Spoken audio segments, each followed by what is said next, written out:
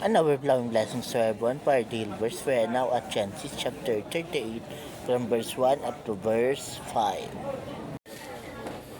About that time, Judah left his brothers in the hill country and went to live near his friend Hira in the town of Adullam. While there, he met the daughter of Shua, a Canaanite man. Judah married her, and they had 3 sons. He named the first son Ir.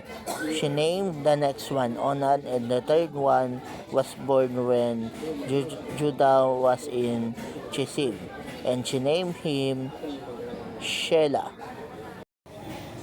So this passage talks about the children of Judah.